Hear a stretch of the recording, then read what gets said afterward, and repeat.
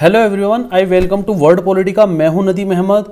तो दोस्तों, परसों यानी 27 जुलाई को जिस समय नाइजर देश के अंदर सभी लोग सो रहे थे, उसी समय नाइजर देश की आर्मी ने पूरे देश में तख्ता पलट कर दिया। Communiqué numéro 1, séjour 26 juillet 2023। Niger देश एक पश्चिमी अफ्रीकी देश है जिसके बारे में बहुत कम लोग जानते हैं, लेकिन बीती 27 तारीख को उस देश में सेना ने पूरे देश का कंट्रोल अपने हाथ में ले लिया और वहां के राष्ट्रपति मोहम्मद बाजोम को उन्हीं के घर में कैद कर दिया, यानी राष्ट्रपति भवन में कैद कर दिया। तो इस टॉपिक को हम समझेंगे इस वीडियो में। वीडियो के अंत तक बने रहिएगा।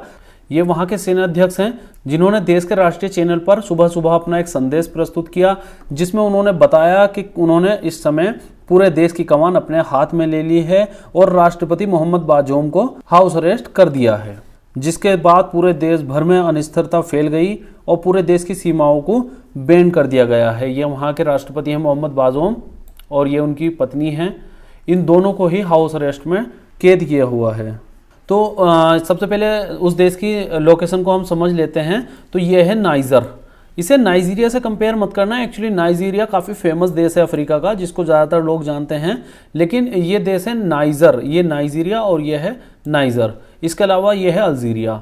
तो मोस्टली लोग अल्जीरिया और नाइजीरिया के बारे में जानते हैं, लेकिन नाइजर देश के बारे में बहुत कम लोग जानते हैं। इसकी राजधानी है नियामे और ये चाड, लीबिया, माली और बुर्किना फासो देश से अपनी सीमा साझा करता है।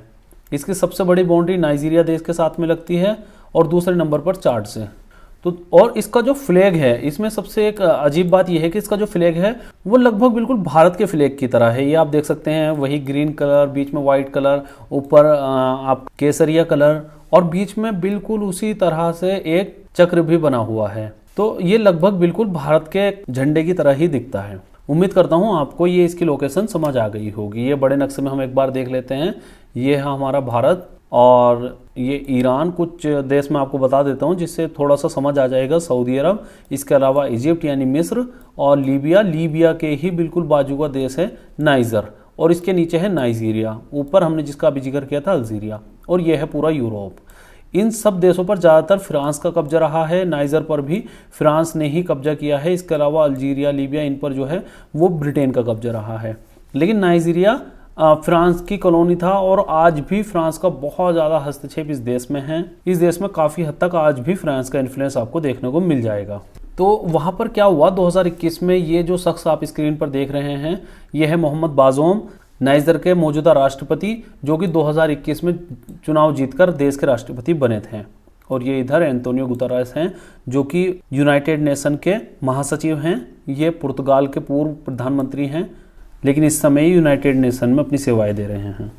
तो जो मोहम्मद बाजोम हैं, ये 2021 में नाइजर के राष्ट्रपति बने, लेकिन इनकी जो सरकार थी, हालांकि वो एक डेमोक्रेटिक गवर्नमेंट थी, लेकिन उस सरकार का जो काम था उससे पब्लिक बहुत ज़्यादा नाखुश थी और स्पेशली वहाँ की आर्मी बहुत ज़्यादा नाखुश थी, क्योंकि बहुत ज़्यादा करप्शन हो रहा था देश में। सही से डेवलपमेंट के काम नहीं हो रहे थे और काफ़ी गुंडागर्दी हो रही थी। इनके जो समर्थक थे वो काफ़ी गुंडागर्दी कर रहे थे, जिससे पब्लिक भी काफ़ी नाराज़ थी। और इसी का असर आपको देखने को मिलेगा। ये आप देख सकते हैं इस वीडियो में कि किस तरह से पब्लिक खुशियां मना रही है इनकी सत्ता जाने की। यानी कि पब्लिक इतनी इनसे नाराज़ थी कि वो आर्मी के टेक ओवर को सेलिब्रेट कर रही है। और जो इनके समर्थक हैं वो ये इस वीडियो में आप देख सकते हैं किस तरह से कारों को जला रहे हैं, काफ़ी नुकसान कर रहे हैं। और आपको आज के इस नाइजर के टॉपिक से ये भी समझ आएगा कि किस तरह से जब एक देश में मैकेनिज्म फेल होता है या उस देश के नेता लोग सही से अपना काम नहीं करते हैं ईमानदारी से, तो उस देश की क्या हालत होती है। ये आप देख सकते हैं। ये जो नुकसान हो रहा है ये उन्हीं के खुद के देश का हो रहा है और इस तरह से देश सिर्फ बर्बाद ही होते हैं। इसके बाद में एंटोनी ब्लिंकन, उन्होंने भी इस पर एक स्पीच दी है और कहा है कि मोहम्मद बाजोम को जल्द से जल्द वहाँ की सेना जो है वो रिहा करे, क्योंकि मोहम्मद बाजोम जो है वो एक डेमोक्रेटिक तरीके से बने हैं, डेमोक्रेटिक तरीके से चुन के आए हैं, तो उनको जल्दी से जल्द रिहा किया जाए और आर्मी जो कि अभी वहाँ का कंट्रोल अपने हाथ में ले चुकी है, उस कंट्रोल को दोबारा से सरकार के हाथों में दे।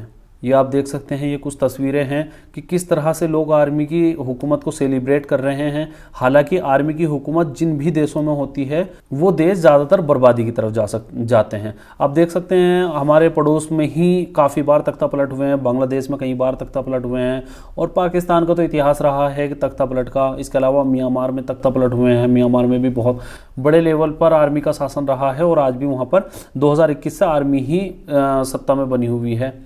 और आप देख सकते हैं वो देश बिल्कुल बर्बाद हैं, जबकि भारत में 1947 से आज तक भी आर्मी का रूल नहीं आया है। आर्मी ने किसी भी प्रकार का तख्ता पलट नहीं किया है, जिस कारण से हम काफ़ी अच्छा डेवलपमेंट कर रहे हैं। हमारी जो आर्मी है वो काफ़ी प्रोफेशनल आर्मी है, और भारत की आर्मी कभी भी भारत की पॉलिटिक्स में इंटरफेयर नहीं करती है। वहीं अगर आप पाकिस्तान की आर्मी की बात करें तो पाकिस्तान की आर्मी हर तरह से पाकिस्तान की गवर्नमेंट में इंटरफेयर करती है, बल्कि पाकिस्तान की आर्मी ही ये तय करती है कि पाकिस्तान में किसकी सरकार रहेगी और कौन प्रधानमंत्री बनेगा। और जब चाहे पाकिस्तान की आर्मी अपने किसी भी प्रधानमंत्री को सत्ता से उठाकर बाहर कर देती है। अभी आपने हाल ही में देखा पिछले साल क्या हुआ पाकिस्तान के अंदर।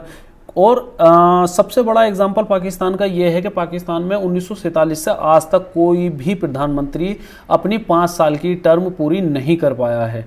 इसके अलावा हमें नाइजर देश में एक चीज़ और देखने को मिली, जैसा कि मैंने वीडियो की शुरुआत में बताया कि नाइजर देश के अंदर फ्रांस का काफ़ी इन्फ्लुएंस है, क्योंकि नाइजर में फ्रांस का कब्जा रहा है। लेकिन वहाँ से आई कुछ वीडियोस में हम ये देख रहे हैं कि लोग जो है फ्रांस के फ्लैग को जला रहे हैं और रसिया के फ्लैग को वहाँ पर दीवारों पे लगा रहे हैं, उसको लहरा रहे हैं।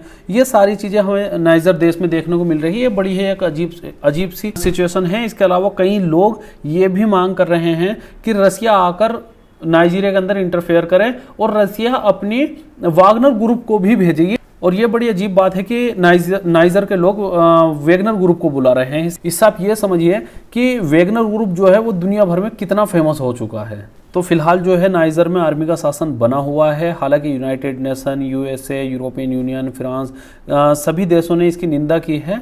लेकिन आगे देखते हैं कि क्या होता है। दुनिया भर के देशों के बारे में ऐसी ही और इन्फॉर्मेशन की जानकारी लेने के लिए आप हमारे चैनल वर्ल्ड पॉलिटिका को सब्सक्राइब करें, वीडियो को लाइक करें और कमेंट करें। तो मिलते हैं नेक्स्ट वीडियो में, तब तक के लिए जय हिंद, जय भारत।